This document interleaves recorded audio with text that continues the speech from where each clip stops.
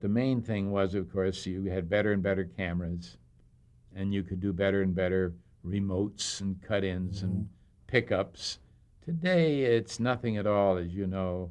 See, I can remember, and you can remember, when, gosh, you heard the Prime Minister of England speaking from London. Everybody. Well, now it says we're going to talk to him in London. We're going to talk to Joe Smo in India, and we got somebody here in the North Pole underground. Those things happened. Technically, it's just great what's happened in this business. Oh, yeah. It's and tremendous. the writing got sharper, and the ideas got better. I had a couple of writers. One was named Bob Dwan, and he was one of our principal writers on the House Party. And he then became the principal writer for the Groucho Marx show, and he's now living in Colorado writing comedy pieces for magazines.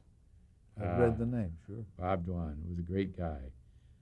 Two of my favorite writers who worked for me at different times, who were the wonderful comedy writers. Oh, my gosh.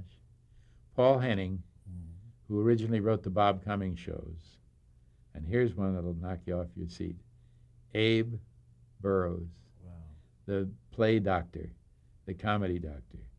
He was a guy, and with both of them, as a man who was not a comedy writer per se, or a comedian per se, what amazed me about them was the fertility of their minds and the constant improving on anything they wrote.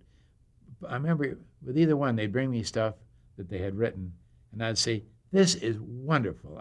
And I took it. Now we were going to shoot maybe 2 or 3 days, whatever I was doing. They'd come back the next day and say, here's a different take on it. I read it. This is better. Isn't that wonderful? And often I'd come back a third time. They just kept sharpening it and sharpening it. And I thought the first one was great.